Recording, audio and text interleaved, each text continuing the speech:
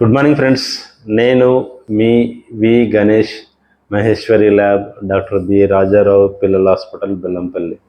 Friends, నేను ఈ వీడియోను ఒక చిన్న సామాజిక స్పృహతో చేస్తున్నాను కాబట్టి అందరూ దయచేసి విని ఆలోచిస్తారా అని ఆశిస్తూ నేను వీడియో చేస్తున్నాను.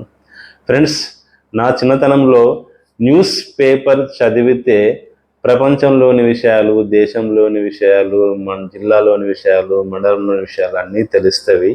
దాని ద్వారా మన నాలెడ్జ్ని డెవలప్ చేసుకోవచ్చు అని చెప్పేవాళ్ళు. కానీ ఈ రోజుల్లో పేపర్ చదివితే బాధేస్తుంది ఫ్రెండ్స్. ఎందుకంటే ప్రతి రంగంలో కరప్షన్ కరప్షన్ కరప్షన్.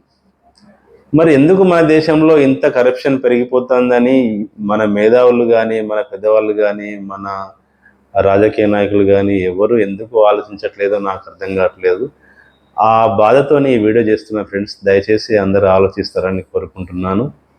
ఇక్కడ ఒక చిన్న విషయాన్ని చెప్పదలుచుకున్న ఫ్రెండ్స్, నేను సింగపూర్ పితామహుడు, సింగపూర్ మాజీ ప్రధానమంత్రి మిస్టర్ లీ అన్న పదాలు నాకు గుర్తుకొస్తున్నాయి. అతను ఏమన్నాడంటే, నా దేశ పునర్నిర్మాణం గురించి నా సమాధి నుంచి నేను మళ్ళీ లేచి వస్తాను అని మాట్లాడండి ఫ్రెండ్స్. ఆ పదాలు ప్రపంచవ్యాప్తంగా ప్రసిద్ధిగాంచింది ఆ పదాలు. మరి అప్పుడు మన దేశంలో ఇటువంటి విషయాలు జరిగినప్పుడు మన సిటిజన్స్, మన మేధావులు ఎందుకు ఆలోచించట్లేదు అని నేను చాలా బాధపడుతున్నాను ఫ్రెండ్స్. కాబట్టి మీరు కూడా ఈ విషయాల గురించి ఆలోచించి 10 మందికి షేర్ చేసి ఈ వ్యవస్థను మార్చే ప్రయత్నం జరుగుతుంది అని నేను ఆశిస్తున్నాను ఫ్రెండ్స్.